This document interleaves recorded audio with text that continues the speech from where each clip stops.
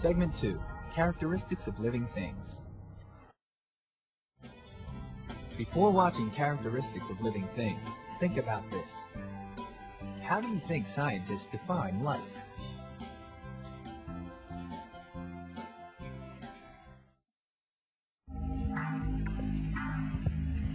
Life. It is all around us, taking on every size, shape, and color imaginable. But what defines life? What could two such different organisms, bison and prairie grass, possibly have in common? It's a difficult question to tackle, so we start with what we know. A physiological understanding of what animals need to live and thrive. Humans and other animals have basic needs, such as eating, breathing, and growing. So, in fact, do all living things. Animals, plants, fungi, algae, bacteria, and protozoa are defined as living because they can perform the functions or processes necessary for life. There are 7 key life processes: movement, sensitivity, respiration, nutrition, growth, excretion, and reproduction. All living things have the ability to move. Even plants, which appear motionless, are active. Sensitivity is the ability to respond to external conditions. Green plants respond to the sunlight and grow toward it. When bright lights are shined into human eyes, we respond by blinking. These responses can be critical. When a moth hears the sound of a bat, it will adjust its flight to avoid becoming a midnight snack. Respiration is the ability to exchange gases with the environment. For humans and other animals, this involves breathing in oxygen and releasing carbon dioxide. All organisms need nutrients. For example, green plants use photosynthesis to produce their own food. All other organisms must find their nutrition from outside sources. Living things are always growing.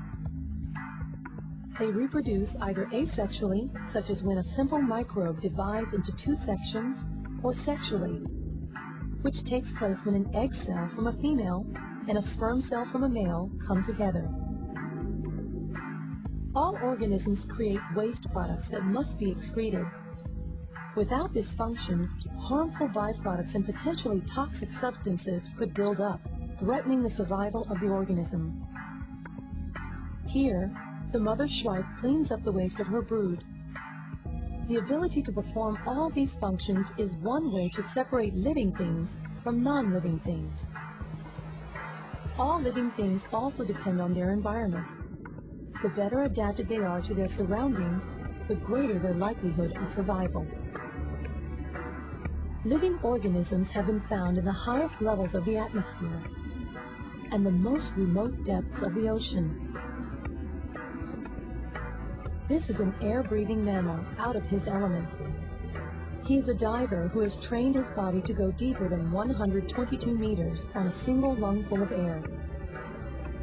Although many scientists now believe that all life actually began in the ocean, humans have developed adaptations to live on the land. So this mammal is headed back to the surface. Unlike humans, some air-breathing mammals thrive in this ocean realm. The Atlantic bottlenose dolphin can hold its breath for up to 8 minutes and dive to depths of such great pressure that a human's ribcage would be crushed immediately. Dolphins have a specially adapted collapsible ribcage that enables them to withstand the tremendous underwater pressure. All organisms have developed structures that help ensure their survival. Humans have developed one of the most sophisticated instruments in nature, the human hand. It contains more moving parts controlled by more muscles than any other structure in the body. As a result, the hand can perform an enormous variety of movements. The human hand is capable of both brute force and incredible finesse. It has the capacity to perform many tasks, from throwing a curveball to playing an instrument in an orchestra.